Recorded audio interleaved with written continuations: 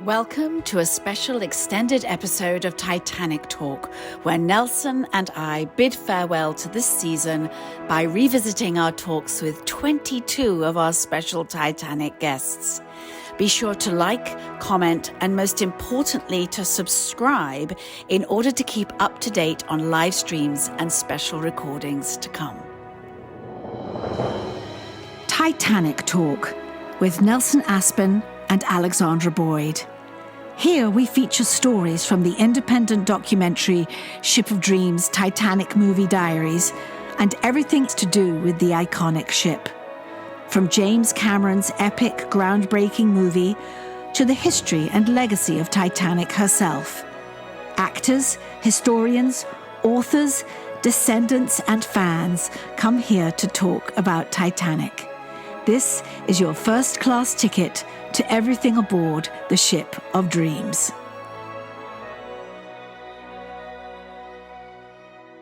I'm Nelson Aspin, and I'm so glad we had this time together. It's a bittersweet day as we wrap up season 2 of Titanic Talk, and my glorious co-host Alexandra Boyd and I are going to look back at some of our fondest memories from season 2. Good afternoon, Alexandra.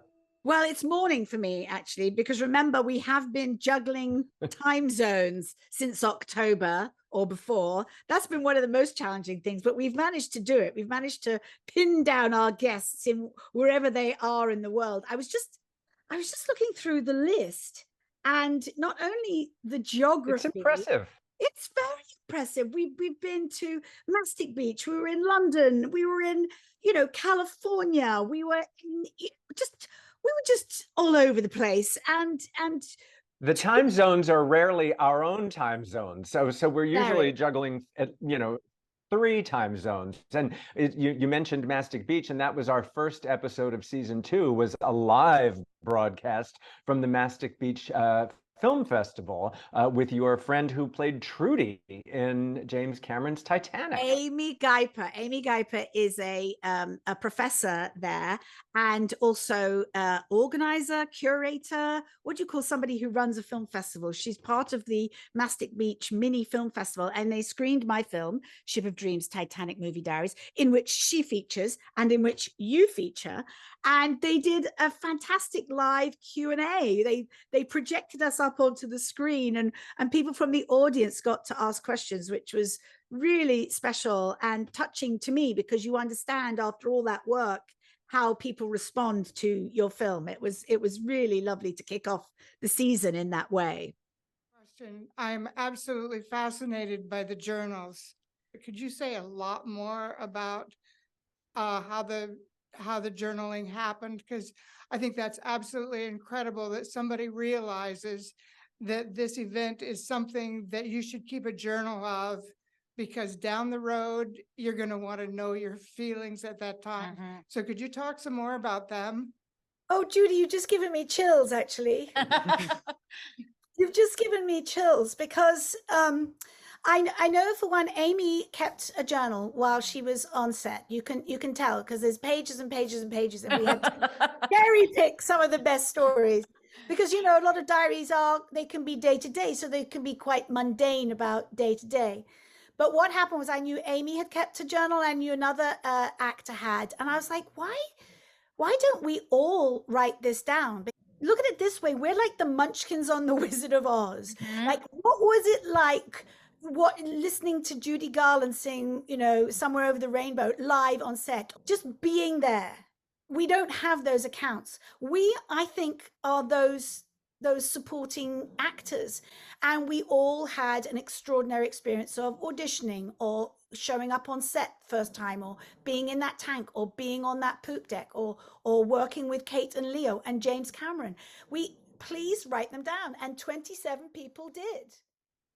Indeed. And we should say to folks listening or watching this right now that we're doing this wrap up of season 2 in case you missed an episode or haven't caught up at all with season 2.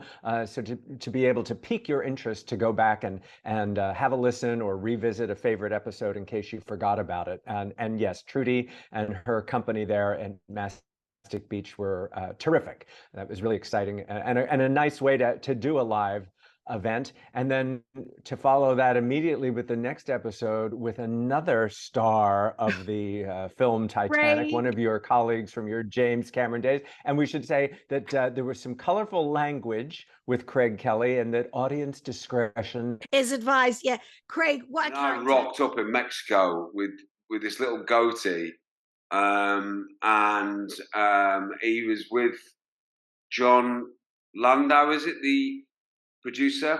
And I basically interrupted them. I said, Jim, can I have a word? And he went, what? I said, Jim, can I have a quick word? He said, about what? I said, it's about your script. And he went, right. So he came up and he said, what about the script? I said, well, I mean, it's lovely and everything. It's a little broad. All it says about my character, and I need more, mate, is enter Harold Bride, 21, junior wireless operator. I went, what am I supposed to do with that? Quick as a flash, he went, he's an Edwardian cyberpunk. Yeah, Craig, what a character, and hasn't changed one bit since 1996. He's just hilarious, and just had some great stories, some sort of off the record stories that wouldn't even have been included in my documentary if we'd had him. I don't think they're slightly off the record, mentioning no names to protect the guilty, but the not so innocent. Yes, so innocent. Yeah, I think it really was a fun way to kick off our one-on-one guests for season 2. He's if you haven't listened to it, or if you have, go back and listen again, because it's very entertaining. It was very fun. And he played Harold Bride, the wirelesser, and any fan of the film remembers the wireless operators, and they do have standout moments in the film. So it was a treat to talk to him and to see he's still a handsome rascal all these years later. Exactly what he is, a handsome rascal, and he has some little showdowns with James Cameron that he shares, which is fun. It was great. It was great.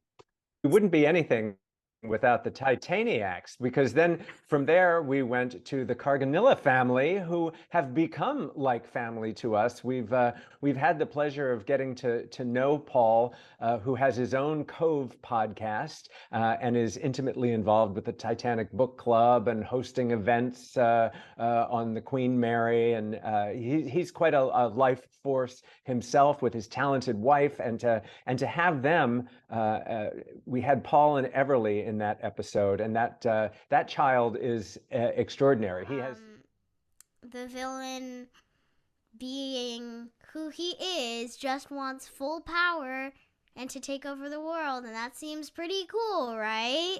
Right. Yeah. But he's actually doing something that he shouldn't do. So, to him, the good guy is actually the bad guy. Right. The good guy, the bad guy. Yeah, you get the idea. So, yeah. And Paul, your hero is whom? That's right, Cal Hockley, of course. We were having this discussion about how every villain is the hero of his own film, and I thought, how fun would it be to explore, because there's so many discussions you could have about how awful Rose was to everyone in her life until she met Jack, and I thought it would be fun to explore Cal's story, why he is the way he is. You start with the flashbacks to childhood kind of a thing, and we see how his father treated women, and how he would try to impress his father, and he never could quite, and so he's always on this journey to one up his father in the business and in life and in relationships, and he thinks he's got the perfect match with Rose, and then she becomes kind of the villain, and Jack and Rose team up to defeat him, and I thought it'd be a really fun thing to explore, and so I'm just kind of putting that together and seeing where that's going to go. Oh, I think that's fantastic. I mean, everybody's got a point of view, and you're right. Every person is the hero in their own story, no matter if they're good or bad. Boy, they're an exquisite family, and it's funny about Paul and Noah. I was watching some commercial, and it was a car commercial, as I recall, and the kid was in the back seat, and the kid was adorable, and then they panned to the parents in the front seat. And I'm like, hold the phone. Is that Paul? And I sent him a text. I'm like, Paul, are you in a car commercial? And he's like, oh yeah, well, Noah was cast, and then they needed to cast the father. And I'm like, well, I'm the father. And so they cast. Noah helped his dad get a job. It's perfect. Yes, they do so much together. And also, I know we're going to talk about it in a bit, but on our live episode anniversary, Jamie sang sang a song for us that brought everybody to tears. So it's definitely, and you should follow them, because every time she's in a beautiful, acoustically perfect environment, she will burst into song and just be so beautiful. She'll be in a tunnel, or she'll be on a walkway on the Queen Mary, and she'll be like, I'm going to sing, and you don't stop her because it's so beautiful. Isn't that nice? Some of us just sing in the shower, but you know, she was quite amazing, and yeah, they're an amazing family for sure. So it's interesting that when we get to profile the fans, and especially fans like Paul, who has taken his just sort of his passion for all things Titanic and has turned it into a sideline, much the way that we have. You know, we just wanted to sit around and talk about Titanic, and here we are still talking. Yes, still talking. Okay, who's next? And that led us to another fan, Joshua Noble. Yes, he came to us because we did a shout out. We wanted to hear from all sorts of people, from all sorts of diverse backgrounds of, you know, where, how, what is your story? What is your origin story with Titanic? And they're often very similar. You know, I saw the film when I was 6, or my grandfather had a book and he would sit me on his knee and tell me stories about all these extraordinary people on the boat. And I think that was that was how Joshua came to it, and then the film sort of sealed the deal. So it's always lovely to listen to people who've become something of a historian as well as just fans of the James Cameron film. Well, there's also Alfred Rush, and he's an interesting one. He was a third-class passenger.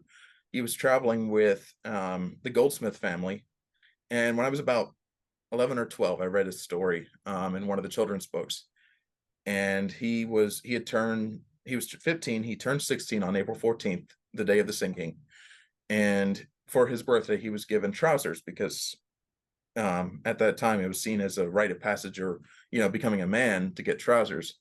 And so during the sinking, he was offered a chance to go up to the boat deck with Frank Goldsmith and his mother. And he stood back and said, no, I'm staying with the men. And he unfortunately died that night. That's in the Barbara Stanwyck, Clifton Webb version of Titanic. That whole scenario of the kid getting his long pants, and he dies with his father. Spoiler alert, the kid dies, but he dies with long pants. Right. And you know, that story is, when I was reading that about 11 or 12 years old, that was the first time like that really made me place myself in their shoes, like right there. And his stories always struck a chord with me. And we find this almost every podcast episode of Titanic Talk. We find people taking their passion or just even their casual interest, but taking it to the next level. And that's so heartening. And the next episode was something I had been personally fascinated by, because I have friends in the TV business who are meteorologists. And I always thought it would be fun to do an episode about the weather conditions on the night that the Titanic hit the iceberg, because we always hear the stories about it. It was as calm as a mill pond, or, you know, what was the position of the stars or the moon, or the temperature, and all these factors. And Erick Adame was our guest to discuss the weather. And I proposed it to him, and he went out and he did his homework. He went back and he tracked down what the weather conditions were on the night of the sinking. I'm so used to usually talking about the future weather. This is not just the past weather, but this is a while ago. Well, thank God for Google. I hope you checked the Google forecast for April 14th and 15th of 1912. So I did do some research, of course, and look back at weather maps, and yes, they did exist. And that, in fact, they were quite detailed, because those ships are taking measurements every couple of hours of not just the air temperature, but the water temperature. So we have a really good idea of what the weather map looked like the night of the Titanic disaster. And with high pressure, skies were clear. The wind was nearly calm. And yeah, it was basically like a still pond out there. And I think that might have given a bit of a false sense of security. Well, So I was fascinating. fascinated by it because so many elements make up this story. And of course, the weather and the temperature and the night sky with I don't believe there was any moon. So it was really dark once the lights of Titanic went out. And it really lends itself to the story and of the tragedy of experiencing all of that while you were in this particular environment, or exposed to the environment. And never mind the lack of binoculars in the crow's nest, but the fact that the sea was so calm that there was no water breaking against the icebergs, making it harder to see. And then Erick got into the whole mirage aspect about the sort of way eyes can play tricks on you with distance and well, in the Californian, which was only 10 miles away, would have had an odd perspective of seeing Titanic on the horizon, even though when we spoke to Peter White, which we'll get to very soon, his research on playing Third Officer Groves in on the Californian was that he thought it was just going across the horizon, and when he saw the flares, he thought, oh, they're having a party. You think of the 2,000 people, between the Titanic and the other ships that were involved in the Titanic story. You have just as many different points of view there. I mean, yes. there's no real one story when it comes to Titanic. I loved Kris Andersson. What a hoot. And remind our listeners how you guys originally connected. Well, I wasn't in a third class dance scene with him, but he has all these wonderful stories. He got to know Linda Kearns, and when we were all back in Los Angeles and in our social circle connected by being in James Cameron's Titanic, and when I was asking everyone to write their diaries, that's when we became friends. And such a character, and being a stand-in for Leo on a day that Leo got stuck in Los Angeles. Leo was very little because, obviously I was working as his double when he wasn't there. So I just had a little bit of interaction with him afterward, where I was introduced to him by James, and, Kris covered for you, and this is the stuff he did. Is there any questions that you have that we need to match things? And then they just shot all the fronts. But Kate obviously was in my arms for so long that Kate was able to kind of push him into position. So they were able to do a lot without me. I spent, but hours with Kate Winslet in my arms. So that we ended up laughing our asses off the whole time. She's very funny. And getting to dance with Kate Winslet, which was sort of such a highlight for him. He tells it so beautifully in his diary. And then, of course, we've all been dining out on those stories of our experiences for the last 25, 26 years. So and now he's actually putting up his drag queen wig. I think he's been a Tupperware lady drag queen with his own one woman show for quite a few years now. But he's moving on from that, and we're really excited to see what he's going to do next. I'm not quite sure what it is, but we might have to have him back in season 3. He is one funny dude and a great storyteller. Yes, it was really fun. A great storyteller. And the diverse roster of guests we have, I mean, to go from Kris Andersson to then Stephen Schwankert, another gentleman who has become such a friend of the Titanic podcast community, because he's so esteemed when it comes to Titanic history. If you watch Titanic carefully, you see a Chinese passenger. There's not 8 Chinese passengers, right, but you see a single Chinese passenger pop up in the background.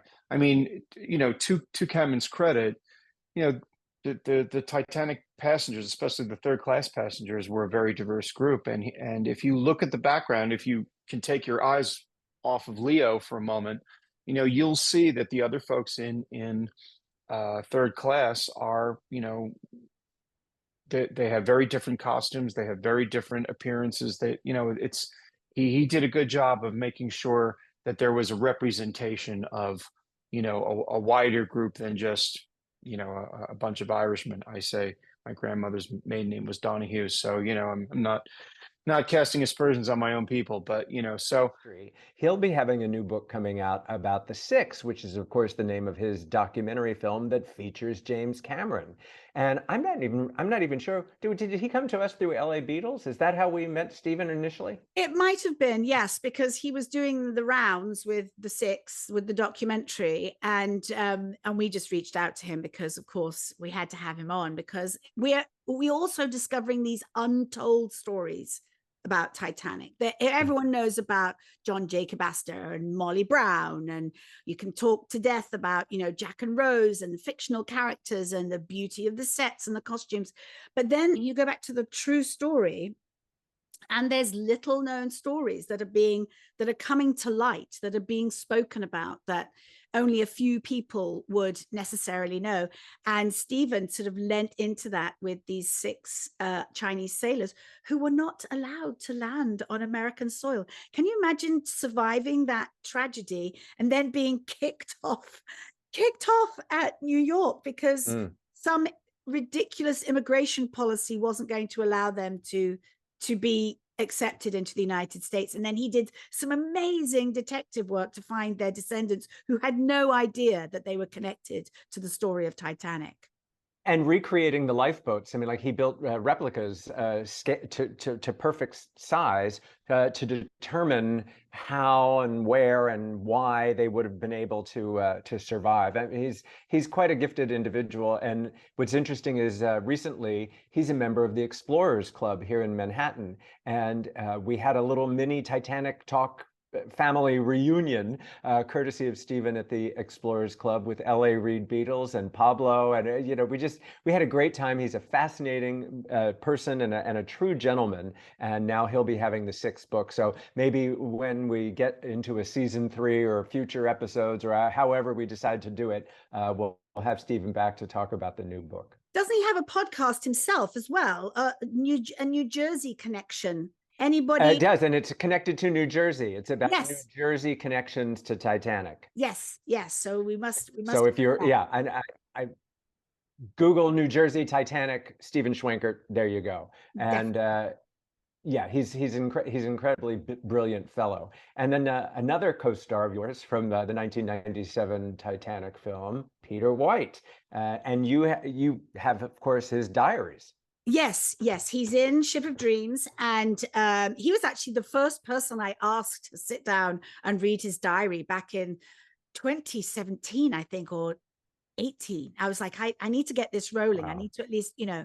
And we sat down in the offices at Spotlight with a young man who is a cameraman who works. Spotlight is where a lot of auditions happen in central London. It's a sort of hub of actors and auditions and casting and so forth. And this young cameraman was like, I'll shoot it. And little did I know he was the first Titaniac I really met. He had put all the deleted scenes back in the film himself, and he would do private screenings and stuff. Oh, wow. Yes. He anyway, that was Nick. And so we sat Peter down and he read his diary, and I asked him a few questions. We actually ended up reshooting it in his house. He's moved back to London. And then another long shot with me looking out over a sea of icebergs. So it was all done. We filmed it at 3 a.m. Was sort of the only people on set. It was Russell Carpenter, Linda Hamilton, James Cameron, and other crew, and Adam Barker and myself. So it was fantastic. And at the end, Linda Hamilton went, "Oh wow, you were great, guys! Oh my god!" It was splendid. And then we were whisked back to the hotel, had breakfast, and then taken to the airport. And remind our viewers the name of his character in Titanic who did not survive the cutting room floor. He did not. He played Third Officer Groves of the Californian. So it's fascinating in the documentary and in his podcast to listen to him tell the story of the real character that he played, which is always so gripping. And every actor that I've met that played a real person really dug deep into finding out about who they were playing and what their part was in the tragedy. And Peter was no less than that. He also was, along with Craig Kelly, there were a few drunken episodes at the Real Del Mar that he shared. An incident with a golf cart, and they forgot that I was in the back. They were both so drunk. I was in that scene in real life, but anyway. There's, very that should be a movie in itself. Yeah, there's the behind the scenes of the behind the scenes of the behind the scenes. What happened in a golf cart in Mexico? It's always fun. And Peter and his wife Victoria over the years have been, when I was back in London as well, tried and true, long lifetime friends. So it was really lovely to reconnect with him in that way. He's really interesting to talk to, and you talk about longtime friends, and we've made longtime friends through Titanic Talk, and one of them is Veronica, who is absolutely one of the most adorable people that we haven't met her in person yet, but we've met her through the podcast. We may as well have done. Her yes. books. But I'd like to tell people to think of ways to keep things simple. If you want to acknowledge the Titanic foods and stories, you can do things like have a cheese assortment that is the same cheese assortment that they had every day for lunch in first class. It was the same one on all the menus that I've seen for lunch. So you could do things like that. For complicated, I would say I wasn't real thrilled with how my sauce turned out for the salmon on Thursday night. It's separated. Was that the mousseline? Is that what it was called? Yes. Yeah. And the mousseline sauce is like hollandaise sauce, but there's a difference. It's basically the same as hollandaise sauce, only with whipped cream, fresh whipped cream, folded in. Okay, mixed in. No, that's way too many variables for me. Yeah, and you have to separate eggs. Yeah. And, I can barely fold a shirt, let alone folding it into a recipe. Yeah, so I would say after Thursday night's experience, I would probably not want to do that again anytime too soon. Her Titanic cookbooks, which are exquisitely produced. I haven't made any of the recipes yet, but there was that one with the aspic. I do have a box of Jell-O just waiting for me to try the aspic recipe. But she's got a Harry Potter cookbook. I mean, she's not only very innovative and clever, but she is absolutely adorable. And if anybody were to host a Titanic-themed dinner party, I would want her to be in charge. She was great talent. Yes, she was. And it's really fun to follow her food journeys, because, food, I'm always in. If it's a new recipe I can try, I'm always interested in what people come up with or what they've researched. And I don't want to mispronounce it, but I think her surname is Hinke. Is it Hinke? Is that correct? Am I saying it correctly? I don't think I've ever said it. Maybe Veronica Hinke. I want to encourage people to check out her books. But you can go back to any of these podcasts and see them and enjoy the conversations. Now, here's a name I will definitely slaughter, but he was one of our most clicked on podcasts. Can you pronounce it correctly? Evgueni Mlodnik. Evgueni. We called him Yev. He was allowed. God bless you. Yes. The most a Russian chap who is so steeped in not just Titanic but ocean liners. I said, okay, let's do film on film. What are the Titanic films? And of course, there are almost as many Titanic films as there are books, although there are hundreds of Titanic books. But we asked him if he would go through his list, which we had to trim down, if you remember, because it was he knew them all and who was in which, and he knew it. He was like Rotten Tomatoes. He had everything chronicled from the beginning. So it started with 3 films, like early '96 is when we started, like when all the buzz started happening around James Cameron's filming in Mexico. It started, we started with Danielle Steele's No Greater Love. Danielle Steele, she's a successful romance novel I bought writer. the book because the Titanic was on the book cover. Exactly. The book, it's kind of and the book actually is pretty good. There's a good 100-page chunk of it is about the Titanic, like the first act of the book. However, the movie doesn't really have the budget or the time to give it justice. So the basic premise is, which is actually a rehash of at least 3 other Danielle Steele romance novels. A young woman, very privileged, very wealthy. Her life is upended by a major historical cataclysm. And what happens afterwards is that she's stuck raising a bunch of little ungrateful little kids while like progressing through like a series of increasingly bland lovers until she realizes her family is the true love and passion of her life.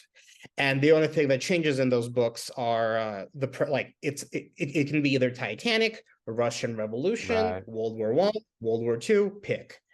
So I learned so much. And of course, you know, he has his own personal take on everything and performances and how close they were to the true story and how stuff was made up. And it was just, if you're a film fan, which I'm imagining listening to us right now, you will be in some shape or form, you must listen to that episode, because we barely scratched the surface of his knowledge of Titanic movies. It was really interesting. And again, one of those podcasts where I came to it thinking I knew enough about Titanic movies. I'm a filmmaker, but I learned so much. Learned so much from Park Stevenson too, who is borderline royalty within the Titanic community. I mean, I felt like, wow, we're so lucky to get to be able to speak with Parks, and I learned so much from him as an explorer and scientist, and just all around general fascinating Renaissance man. My experience with OceanGate was they approached me early on to be one of their Titanic experts. And when I saw the design of their submersible, I turned them down because I had concerns about its basic design. I'm used to deep ocean submersibles having spherical pressure hulls made out of titanium. And the fact that this one was cylindrical with titanium end caps and a carbon fiber fuselage did not sit well with me. So I stayed away from OceanGate. What actually happened to the submersible, I don't know. There's an investigation ongoing right now, and I'm waiting with the rest of you to hear the results of that investigation. But what I will say is that I've heard people say that the Titan disaster is like the Titanic disaster, and I would disagree with that. I fully believe that the Titanic disaster happened because she was well constructed and well managed, well navigated in the context of her time. And it took the Titanic disaster to demonstrate that a lot of assumptions that they had prior to that disaster were faulty. When you look at Titanic in the context of her time, I don't think any bad decisions were made. They were allowed by the conventional thought at the time.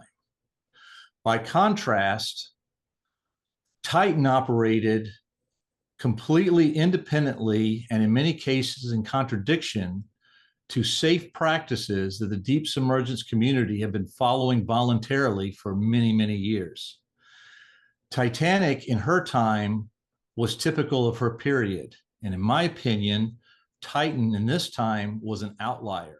Well, and to me, anybody who's been down to the wreck is somebody extraordinary to have had that experience and then vicariously listen to the story of being there. Although he's quite calm about the whole thing. No, he's a scientist. He's a Navy commander. So he had a lot of that, calmness and like, we're here to do a job. I'm not analytical. He was analytical and scientific. I'm not here to get emotional, but because he was doing a job. He was researching the Marconi room, the wireless room, which they're talking about trying to bring up. Aren't they trying to get in there and bring up those pieces? I don't know. They should take Craig Kelly with them. So if you're going to be dealing with the wireless, he'll sort them out. He'll sort them out. Yeah. Yeah. You can access Titanic Talk wherever you get your podcasts, whether that's Buzzsprout or Spotify or YouTube. And I tend to gravitate toward YouTube. I'm a more visual kind of person. But what's funny is I loved reading the comments, the YouTube comments, and I remember Park Stevenson got so many comments there. People really responded to that episode, and we just run the gamut. And to go, I don't know that we plan it this way. We sort of are at the mercy of scheduling people with our crazy lives. But then to go from Parks to the next guest, known as Titanic_97, was. But tell us about some of the other live events you've attended since this journey began. We go to conventions all the time. Of course, we go to thrift stores. We go to fairs. Pretty much any event in our area that seems really cool, we'll go out there. And we try to promote the business as well, like when we make the videos. It might not be very obvious, but we're out there, we're filming, and we're trying to get more people to, see the stuff because people watch the videos. So, if you have like a new store or you're really cool, like a comic book shop, I'll go out there and make a video. We make a lot of connections and we know a lot of businesses now because of this. We went to Titanic Con, which was really fun in Las Vegas. Their real names are kept quite secret. I know that he goes by JD, but his Instagram and now his TikTok are just, and now he has a museum because he is on track to own 1 million copies of Titanic on VHS, not on DVD, not on Blu-ray, none of that nonsense. He has gone back to the 90s. And he has created, I think it's open every Wednesday somewhere in Florida. And people bring him their double cassette of Titanic. And he's approaching 300,000 copies now, I think. I haven't quite caught up with him and his lovely partner, who is Ms. Titanic, and they go to all the conventions and they came to the screening of Titanic Movie Diaries. They for the Los Angeles premiere when we were there, they came and they brought their their Leo mannequin that accompanies them, that has become a viral TikTok star itself. Effigy, is that what you? Yes, when I was a child in England, we have this is going a bit dark now, but November the 5th is bonfire night, and kids make an effigy of Guy Fawkes. Guy Fawkes. Fawkes. Guy Fawkes, yes. Fawkes, who was burnt at the stake for trying to blow up the Houses of Parliament. And you build a bonfire and you put a mannequin that's supposed to look like Guy Fawkes on top of your bonfire and you burn him at the stake. Gorgeous stuff for children to, be passionate about. The effigy of Jack Dawson always takes me back to Guy Fawkes. English people will know what I'm saying. There's your trivia on the Munsters. Uncle Herman Munster had an aunt effigy because they were scared. They were supposed to be monsters, so his aunt's name was Aunt Effigy. So there's your word of the day. Bit of trivia for you. And then we went to Michael Kinnan. He took us by surprise, didn't he? Yes. Well, we interviewed him before we saw his one-man show. And then since then, we've seen him perform the entire James Cameron's Titanic, all the parts. Because the experience of being with an audience is so undervalued, I think. And that was a big part of why the show became what it is. I had put the 10-minute piece to bed. And then many years later, about 6 years later, I had decided that people needed to come back together. There was a lot of discourse. It was 2016 into 2017. And I felt if I could make people come together in a space where they don't normally watch live theater, but they have an access point to something they're already familiar with, something that they love or they make fun of, they love to make fun of, it just locked in. It made sense. The timing, I pushed it to happen in June of 2017. We went out to Brooklyn to see him when he was here in New York, and it was amazing. And it wasn't just like a feat of impersonation or hey, it wasn't just like a sketch. He really he touched you. Like he's an amazing talent.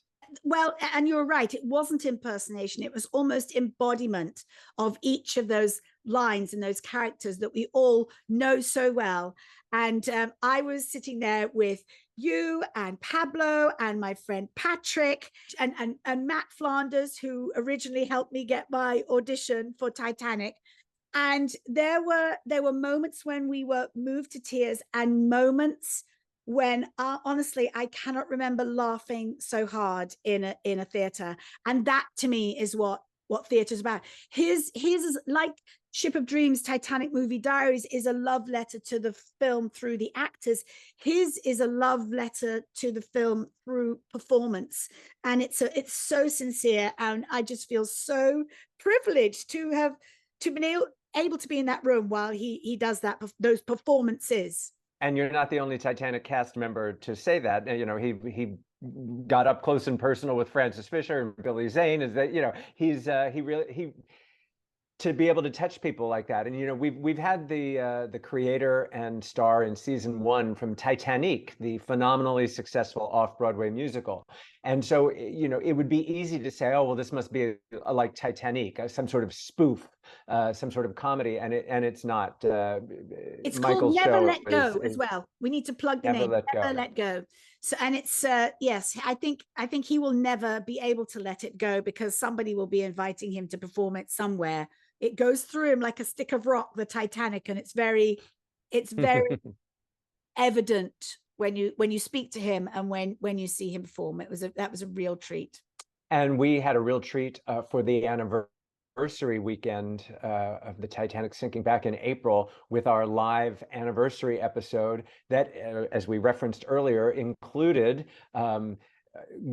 your friends Judy and Ellen from Titanic Movie Diaries, the Titanic royalty historian par excellence, Don Lynch, and then Paul Carganilla and his wife, who sang a beautiful interpretation of, you know, in memoriam for the lives lost. I mean, that was an incredible episode. Well, I wrote down where in the world everybody was that day. That was the most exciting thing to me.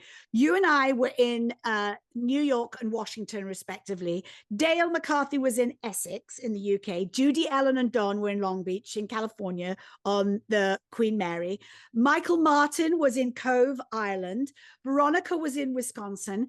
Gary DeLellis, That's right. For Michael Leo. Martin, who has the Titanic Trail. That's season 1. Yes. Yep. Gary DeLellis was in Florida. Linda Kearns was in LA. Stephen Schwankert, as we've already mentioned, was in New Jersey. Paul Carganilla was also in Long Beach on the Queen Mary. Titanic Fan 97 was in Florida. Rebecca Klingler, mother at Stern, was in LA. And Ilka Sophie de Castro was in I got to go back and watch that episode again. That's like a Cecil B. DeMille epic. The only person missing Zach in Australia. I know. It was awesome. It was one of my favorite things to do. He has to sleep sometime. He does. He was sleeping while we were recording. But we you know, we have to do that again, actually. When we come back and do our specials, we should definitely put a live stream in there and invite everybody back, anybody who wants to come, really. That really does touch me to think about what we've created, you and I. I mean, you and I have been friends for decades, and through the magic of a Zoom call, thanks COVID, through the magic of Zoom, we have expanded our Rolodex, and not just of contacts, but of friends and colleagues, and it's this wonderful family, endless. And the variety, it's not just fans. To go from Park Stevenson to Titanic _97 with his Titanic VHSs. I mean, there is absolutely something for everyone. If you don't even have to like Titanic. If you can't find a podcast of Titanic Talk to light your interest, something's wrong. Okay, David, remind us about David Condon's episode. Oh, David was amazing. And he has had more downloads on YouTube than anybody else. I don't know who he's connected to, but he drew in the crowds. And he tells the story of basically a scavenger hunt. Or what's something that you just never thought you would come across? Well, after a couple years, it's kind of the same stuff. Decking, hull, portholes were fantastic. That came maybe a couple months later, you know. So it's kind of always the same stuff, hull and just kind of the wood and just all those things. And so it was never anything really unique. I would say half the time I go there, I lived in Vegas at the time. It was a long drive, and I'd get there and the guy wouldn't be there, wouldn't show up. So I struck out, got 0, right? One time, probably a year into this thing, I get there.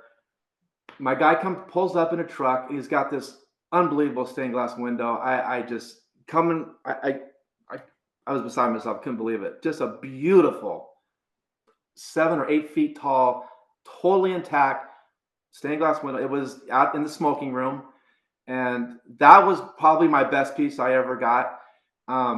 Did you sell it or did you keep it? I kept it for a while. And you know, things are slow. They all have a price. Yeah, everything has a price. After filming of Titanic wrapped in Rosarito Beach in Mexico, and he was going around people's houses and businesses going, that's a porthole from the Titanic set. I'll give you some money for that. No, don't. It's my window. It's my door. If you take that paneling down, my whole workshop will fall down. I'll go to Home Depot and I'll replace it. I mean, again, an angle on Titanic that we never thought. And he was doing that before the movie really became a sensation. He was a dumpster diver. Basically, he was a dumpster diver. Yes, a little bit like me collecting diaries. He was like, I'm going to collect handrails and decking and portholes and absolutely fascinating. I mean, an origin story like nobody else. I was initially, for sure, and I was thinking, all right, well, he's got one thing, Titanic related that we'll talk about, and the whole recording flew by, and he was so engaging, and talk about Southern California. I mean, he looks like he just got off of a surfboard. Just this smiling, charismatic surfer dude so much who heart. just lit up the podcast, and people responded with all those clicks. So that was great. It was and then some of the podcasters that appeared in Titanic Movie Diaries came on next, and we feel very close to them. Oh, Brittany and Ethan with James Cameron's Titanic scene by scene. Well, I think first of all, it's just one of those movies where there's just so much. And I think we had talked about it as of recently, like when we came back from our break, I feel like we just got a little better at it, kind of, just because taking that time away, I don't know, I feel like we kind of or at least maybe I don't know, sort of just grew up a little bit with my process, I guess. But I was always a big heavy note taker with the podcast. I have a whole what's it called? I got it right. Oh yeah, she writes a lot of notes. My whole notebook, color coordinated, indexed, color coordinated. That's your PhD. That's your dissertation. Yeah, it's a dissertation and color coded and highlighted. And these are my PhD students, or Brittany at least, with her notes in her book that's this thick. They have gone through over a period of time, actually, because they had a break, and I dragged them out of retirement to be in the documentary, because to so closely go through every frame of that film in the way they do, between Ethan's film knowledge and her passion for the film, it really is an extraordinary podcast to listen to. I'm bereft now because they got to the end of the movie, and I don't have anything to listen to while I'm chopping vegetables of an evening making dinner, because that was my favorite thing to listen to. And if you even have watched the movie once or 10 times or 100 times or 1,000 times, and you know who you are, you have to listen to this podcast, because I've kind of joined in the middle. I now need to go right back to the beginning and listen all the way through again, because it's fascinating. I mean, I hope James Cameron is out there somewhere listening to the way people respond to your work like that. It must be just wonderful to hear. Yeah, they do not miss a trick. And that was followed by, I hear the angels singing now. We are not worthy, we are not worthy.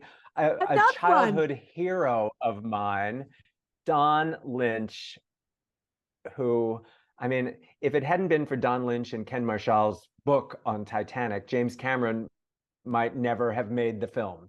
And he relied so vitally on Don and Ken's expertise with Well, words and images. It was your to copy. create his It was film. your copy of that book that I was drawn to. Of all the stuff you gave me, the videos and Night to Remember and the books and everything, and that was the one that, because I'm a visual person. So between Ken's illustrations and Don's knowledge, it was the perfect Bible to work from. And it's that copy that James Cameron was holding when I met him the first time. It had all the pages torn out, and there were pages dog-eared and stuff for reference. But and when I told Don that, he was like, that's such a great story. Of course, he plays a small part in the film, so he's gone down in film history as well as in exploration and authorship history. It was, what a treat. Yes. Yeah. Well, there's always some quest. There's always, things pop up every so often. For years we thought 3 dogs had survived. Now we think there might have been a 4th, and that's something, whether you can track that down or not, I'm not sure. We still try to figure out who left in which lifeboat. There are still people out there, we don't know whatever happened to them. There, a handful of maybe 10 people. They got off the Carpathia and eventually disappeared. And obviously somebody knows what happened to them, but they maybe had a very common name. Again, never spoke about it. So it just kind of, maybe didn't have a lot of family. And so there's just, there's different avenues to still pursue. You can kind of, pick a topic every so often and just really dig into it. But, as the years go by, there's more and more, especially since the movie, there are so many experts out there, and people who think they're experts, but people actually do, knuckle down and maybe will pick one topic. And for example, they'll pick maybe just one of the officers and devote their time to just completely researching that person or something. And then other people will study the breakup of the ship, or, somebody will study how. There's no way to be interested in Titanic without coming across Don Lynch's work. He is the expert historian. He is the keeper of the Titanic story. And what I appreciate about Don is that you can read his work and it reads as compellingly as, he's a great storyteller, but it reads almost like fiction because he's so gifted at his and painting another pictures one with that's been down to the wreck more than once, I believe. So he has Yep. He has all the. He's forever in our clutches. Yes. He was great. Forever in our clutches. Yes. And then now, a gentleman that I met through you, when you met him back in the 90s in Titanic time, and he's such a recognizable character in the Cameron film, your friend Mark Capri. Mark Capri, who gets a bloody nose from Rose in the corridor. Everybody knows him, and also people who know that he's also in Star Wars, in the first or second Star Wars. I can't remember. Empire Strikes Back, something like that. And in your documentary. He's in my documentary. And a little known fact is that not long after we both were in James Cameron's Titanic, we did Educating Rita together. I played Rita and he played. I saw that production. Yes, I saw that production somewhere like that. Judith, what's her name? What was her name? No, that was soap another opera one. The old actress? bloke. No, there was only 2 of us in Educating Rita. You're thinking of Orson Shadow, which I was in. You know what? Orson But Welles. that's right.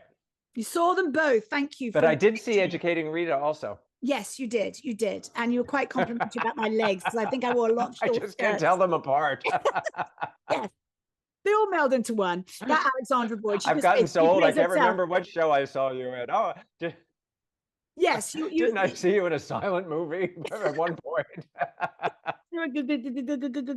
Anyway, that's how old we are. Yes, but Mark but now the new generation coming or not, but this little scene was written at the very last minute.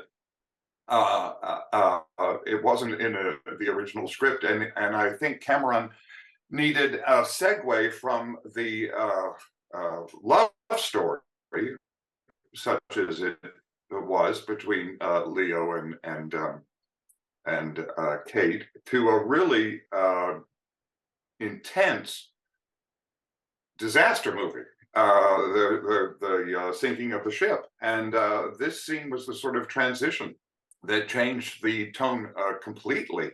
And this little character I played is not a joke. He's having a panic moment, and it sets the tone for the rest of the movie. So I think that's why people remember it, is because the movie's different from that scene on. It was an intense couple of days down there in Rosarita Beach. I went down on the morning of the night that it shot. So I flew down to Mexico with another actor, and we auditioned for James Cameron on the set of in Rosarita Beach, and the audition was just run the scene as best we could, making the lines up, apart from the last line, which was scripted, but the rest of it was ad-libbed.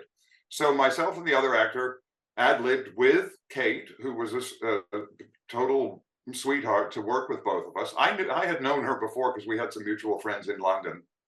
And so we did the scene, and literally competition was exactly one other actor. And at the end of it, Cameron came up and put his hand on my shoulder, which meant you've got the part. He didn't say the words, he just put his hand on my shoulder. So Kate gave me a big hug, and I went to work. And the other actor was given another part, so it wasn't a waste of time for him. Well, but Mark is also a distinguished theatre actor. He'll show up in a movie, if he's free and make a bit of cash. He was great friends with Alan Rickman, who everybody will remember from Harry Potter and Die Hard and those sorts of films. But he would go back to London. I think he trained with Alan at RADA. So he's one of our theatre royalty who happened to step into a memorable role in Titanic. So it was lovely to hear about his provenance and his career, such as it is, which is... Even the most sophisticated actor and graduate of RADA can still stuff a bloody sponge up their nose to take a swipe 40 times, yes. So, we revisited food, and much like I think that was interesting about the weather, when we talked to Erick Adame about the weather on the night of the Titanic sinking, talking to Max Miller about the food of the Titanic, and he's a real food TV star. I mean, his YouTube show is enormously popular, and his books, and I mean everything, to discuss the menu on Titanic and get a real sort of cultural perspective. It wasn't necessarily recipes and recreating the food. It was really about the culture of food. So I actually got into Titanic via modeling. I loved model ships growing up. Oh, I thought you were like Tyra Banks kind of model. Yes. That would have been the. I was like, well, Max, no. I don't know how tall you are, ships. but you certainly could be a model. Yeah. No, model ships. I love these model ships. And one day when I went to one of the stores, they had a 3-foot Titanic, and I was like, oh my gosh, that's so cool. And I remember getting it for Christmas. It's like one of those few Christmas gifts that I just vividly remember. And in the booklet about how to put together the model, they had tons of history. And by the next Christmas, I think I had every single book that had ever been written on the Titanic. I had watched, every version of A Night to Remember 1,000 times. And that's just kind of how I got into it. He said he's basically only scratched the surface, or should I say tip of the iceberg. I say that far too much. But he says he needs to revisit the food on Titanic because he's done quite a bit. But, there's so much. And he doesn't just talk about first class food, but third class food and, the differences between and the kind of food that we might still be eating today, or adaptations of that food. It's again, food and is culture. The way we eat, the things we eat, the things that are available to us to eat, and what was available to eat on Titanic, even by third class standards, I think was pretty nice for a lot of people. And he was just a charming guy to talk to, and he had his cat in the background, and we just like your pugs. Can you hear my pug snoring? I don't hear them snoring, and. Okay. Following up on Max's conversation about food, then we spoke to Steven Ujifusa, who wrote one of my favorite books that I've read this year, The Last Ships from Hamburg. about the second exodus, and basically the trade of immigration, the wave that all these liners, including Titanic, were relying on the immigrant trade. You wouldn't have the luxury of first class unless you had the third class, all the people paying to get to the United States. Yeah, well, this is very common in the shipping business, whether in the age of sail or in this era of steam. It happened among British families. It happened among the Hamburg elite shipping families who I write about in other sections of my book. I mean, Ismay's father was Thomas Ismay, who was your classic bootstrapping, hard-knuckle businessman. He basically bought the bankrupt White Star Line in the 1860s for nothing, for £1,000, and he partnered with a gentleman named Gustav Christian Schwabe, who was actually a converted Jew from Hamburg. And they partnered together to both build the White Star Line and the Harland Wolff shipping line. So this was a symbiotic business. So, and also Schwabe's nephew was named Wolff, and that was the Wolff of Harland Wolff. So actually, Harland Wolff actually has a German-Jewish connection, as does the White Star Line. But Ismay built this company from the ground up, and he introduced great luxury in first class, but his ships were also big steerage carriers. I mean, he was absolutely a ruthless man. I think he was very tough on his son Bruce. Bruce went to Harrow School, which is the same school that Winston Churchill went to, but instead of going on to college, I think Ismay was a sort of classic guy. I was like, you want to go to college and skylark your time away? No, you're going to come work for me. You're going to learn the real. You're not going to be some spoiled brat. You're going to come work for me right away. So I think the two of them had a kind of tough relationship. But I think Bruce Ismay, he was no idiot. I think he learned hard lessons from his dad on how to run a company. So, and it was he that sold the company after his father's death to J.P. Morgan's firm for a handsome $32 million. So the White Star Line was actually the only real moneymaker in J.P. Morgan's IMM portfolio. So there's this myth that, oh, J.P. Morgan just wrote the checks for the Titanic and her two sisters. No, it came from the cash flow of the White Star Line. One of the things I thought was so interesting was that there was kosher food available for the Jewish passengers on Titanic, although the first class Jewish passengers, someone like Guggenheim or the Strausses, were not so concerned, according to him, about having kosher food per se. But I really, what a learned historian, esteemed gentleman. I was really delighted. Yeah, I'm working on my own Titanic book at the moment, and he really inspired me. And as I've been, my book is not it's not a history book. It's a novel, but he inspired me to make sure just getting those little details so right, that he personally really inspired me. Well, and it's a nod also to the expanse of ocean liners and sea travel, and that's lost to us now. You think of a cruise line now, it's just a whole bunch of people all shoved onto a boat. I remember when my mum came to visit me in Los Angeles with her friend Muriel, and we were like, should we go and you want to go and see the Queen Mary because it's docked at Long Beach? And my mum was like, no, been on it. And Muriel's like, no, my mum emigrated when she was 16 with her family to South Africa, and they went on the Queen Mary. Like, we've been on it. We've actually, back in the day when people didn't just hop on an airplane or it's too expensive, you took a boat. They were not impressed at all. It's funny. I mean, it's interesting, the reputations that ships have now. Some people perceive them as just sort of floating buffets or casinos, and yet, or just maybe a floating spa. We're taking a holiday in early 2025 we're taking a yacht cruise.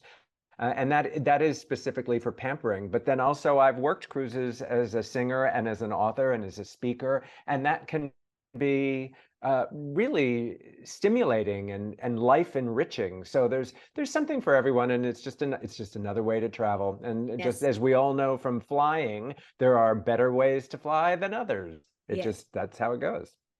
Who do we have next? Lloyd Burr, my colleague from he was the host of the AM show in New Zealand, and I was their entertainment correspondent for many years, and Lloyd was the host. And it came up on the air one day. Of course, I was mentioning something about Titanic. I don't remember what it was because I do manage to work the Ship of Dreams into almost any conversation. And Lloyd's co-host revealed that he was a Titaniac. I told him about the word yak. She outed Lloyd as a Titaniac, and so it was fun to chat with him and see his wall of Titanic memorabilia. The worldwide global impact of this story, not just the film. It, you know, it bleeds out into all sorts of ways. That doesn't he have a Lego model as well? That was one of his first endeavors, was the Lego kit. And well, like most people who are fans of the Titanic, they kind of slowly pick up trinkets and books and mugs and models and posters and, you know, lots of different things over the years, right? And that's what I've done. And they were just kind of lying around my house. They didn't have a place. They didn't live anywhere. And then we had someone on the show who came on. It's weird how like my obsession with Titanic kind of became a theme of the AM show itself, Nelson. But we had someone from Resine, which is like a decorating shop here in New Zealand. And they said, why don't you just put them all in one place? You know, get a shelf, put your Titanic up on it, get your posters, and you can maybe match some of the colors to the actual Titanic. So I took parts. So I've got a big Titanic model, the Lego model up there, and I took parts of the red part of the hull, the maroon part of the hull, and then part of the orange part of the funnel, took them down to the Resine color shop, got some paints, and then bought some frames, and then painted up these frames, chucked some posters in there. There's a front page of the New York Times the day after the Titanic sank. So I've got that up there, and there's a whole lot of other stuff that mates have given me as well. And I just kind of chucked it all on the wall. And that's what my Titanic wall is. And it's probably going to grow now that I've actually got a place to put stuff. Now he has great enthusiasm. It's so fun to talk to, you know, a news journalist. You know, he's got a big responsibility hosting the morning news, but when he goes home, he's looking at his Titanic stuff on the wall. So but he's also there's a little bit of Titaniac in all of us. In all of us. And he also has been able to meet James Cameron, who lives in New Zealand now. So there've been a couple of events where he's sort of bumped into him and fanboyed him a bit. He said I was a bit silly when I yelled out at him, like, and anyway, all these stories, you have to go back and listen to them, and he has great yarns. He has great yarns. And then and that was followed up, which I thought was, I don't know where I came across it. Maybe it was YouTube or somewhere, about these vials of perfume that had been brought up from Titanic on one of the dives, and that they preserved all the original fragrance that they would have had from the days of Titanic. And we found the young woman who is a perfume expert that I'd seen this YouTube video on, and started researching, and I came across the story of Adolf Saalfeld, and he was a first-class passenger aboard the Titanic. He was a German Jew-born immigrant, and he was a chemist, and he was the chairman of a chemistry and distillery company. And we believe that he decided to go aboard the Titanic because he wanted to take a sampling of different raw materials as well as perfume trials to America in the hopes of expanding the business over there. I believe there were 3 satchels and they were able to recover 2. One of them actually fell out of whatever that machine is that takes debris from the Titanic debris field up to the surface. So at that point, the perfumes had been on the bottom of the ocean for about 90-ish years. And when they brought it up to the surface, most of them were still intact, but there were a few that broke, just, the pressure from rising to the surface. And what was so interesting, and you can watch this video, is the researchers who were in the room where it happened, they were so moved by it, because normally when you're recovering things from the Titanic, there's, the really the old water, mildew, like all that, the death sense. And so all of a sudden the room was filled with the scent of flowers. And that was, after 90 years being on the floor of the ocean.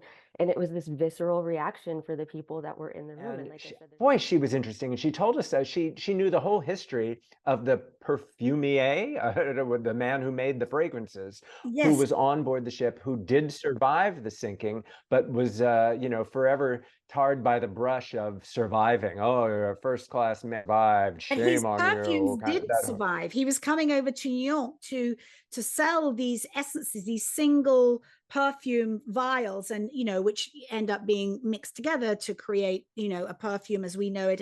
And the other really lovely caveat to that story is that she lives in Seattle, across the sound from me, and tomorrow we are going to the Titanic tomorrow in Seattle. Yes, so I'm going to. Oh my God, what perfume are you going to wear? I don't know. What perfume are you going to wear? I'm going to find one in her shop, because I'm going to go to her shop first. I'm going to give myself a little squirt, and then I'm going to go to the Titanic exhibition. I'm sure there is a Titanic eau de cologne or eau de parfum that was released in 2012 for the 100-year commemoration anniversary.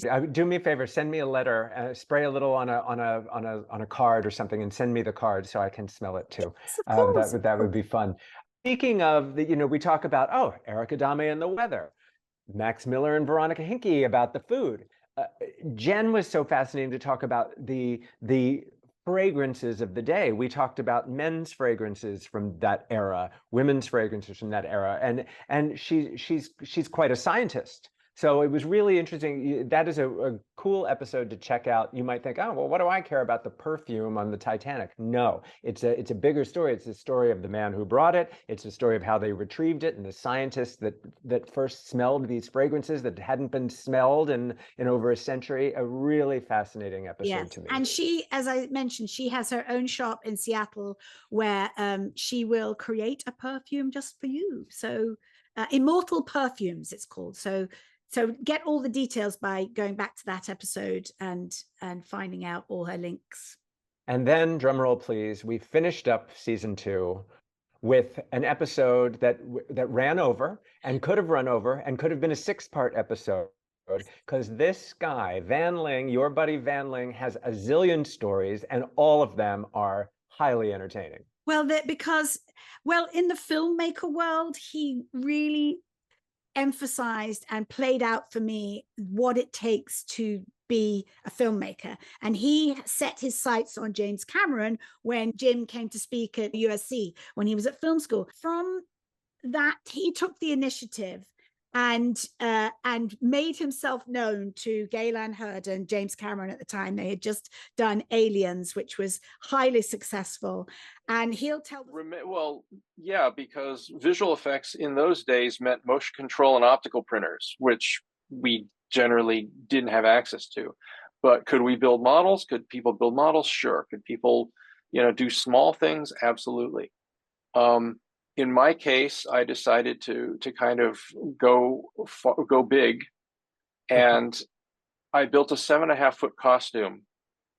Since it was for Halloween, I built a 7.5-foot costume with rotating light on the top, and I motorized the claws so that they could. And I built it so the elbows would bend and the whole thing. All I had, there was no video back then. There was no ability to watch the film over and over again. All I had was photos from Starlog magazine and watching the movie. And he'll tell the story of building a Halloween costume of a power loader and stuff. And the side that changed his career. It changed the trajectory of his entire life. A Halloween costume. And I have introduced to him by email my editor, Mike Mishko, who's edited almost everything I've made so far, because he doesn't just edit, he does the VFX, he does the colorizing and everything. And on my ghost story, Widow's Walk in particular, gave me all sorts of little caveats and little tropes that we could put in. So I'm like, well, Van should meet Mike because they're, similar. And Mikey, without a beat, said, when I was in high school, I heard that there was a young VFX guy who made a power loader Halloween costume and showed up at Lightstorm. And that made me go, well, if he could do it, I'm going to do it. And they turned their whole sixth form common room into an aliens spacescape. And they even made like a, you know, one of the Wow. what are those things called that got John hurt? Where those spidery things. He said, your story, your inspiring story inspired me to go, I don't know anybody in the film industry, but if I keep going and if I keep stepping one foot in front of the other, I can do it. And look at him now. It's the stories are so connected. As you say that, Alexandra, you're giving us the perfect way to wrap up this season 2 wrap up, because one thing that we repeatedly learn over and over again through these dozens and dozens of podcasts that we have generated, thanks to your documentary, which started the whole ball rolling, is who can you inspire? Every single guest that we have had has been inspired by something to get to the Titanic. Somehow or another, everybody has this connection to Titanic because they were inspired by something. And I think that's what we should leave our audience with in this, is what can you do to inspire somebody? You listeners, go out there. We all know how we have been inspired. Now it's time to pay it forward and go inspire somebody else. I love that. I do love that, because, and you've mentioned it more than once too, that out of this tragedy has grown so much creativity or safety measures at sea or authorship and art and everything. It's never ending, and it keeps coming around and it keeps cycling. And here we are, you know, still talking about what was essentially, you know, the 9/11 of the early 20th century, and still be, as you said, being inspired by it. I was inspired to gather those actors and make my own version of homage, not just to James Cameron's film, but to the people who lost their lives and the inspiration that it has brought to all of us. I love that. Well, we've given everybody all these tools, all this trivia, all this fodder, interesting information. So then it'll come up easily in any conversation you have. Hey, did you know about this? Share something you've learned from Titanic Talk with a friend. Go back, turn them on to an old podcast, a favorite podcast. And as always, please let us know your thoughts. Comment through the Titanic Talk podcast Instagram page. Or all of season 1 is now on a Patreon page, and for a tiny amount of money, just to keep our lights on, we are. You can go there and you can go back to all of these episodes. You can just listen to the recordings, or you can watch the video versions. That's the place now to keep your Titanic talk all in one place.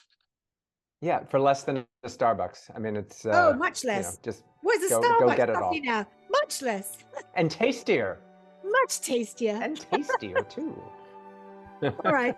You're tasty. I love you, Alexandra. Oh, love you too, Nelson. We'll keep going. We'll be back. We don't know in what form or when, she teased, but we will be back. And lots of love to all of our listeners out there. It's been an absolute joy putting these all together and talking to all these amazingly diverse people with different backgrounds and different projects. And, you know, long may we reign, I think. Follow us on Instagram. You'll know exactly what we're up to at any given time. If you've enjoyed this podcast, please leave a review. And if you'd like to hear more podcasts like this, hit the subscribe button. For information on where you can see Ship of Dreams, Titanic Movie Diaries, go to shipofdreamsfilm.com. Titanic Talk is a production of Ship of Dreams Film Limited. To celebrate Season 2 of Titanic Talk, we've launched a line of Titanic Talk merch. A cap, a mug, a tote, a t-shirt or a hoodie. You'll be sure to find a unique gift for the Titaniac in your life. Look for the link in the notes and on Instagram, or go to bit.ly/Titanic Talk Shop.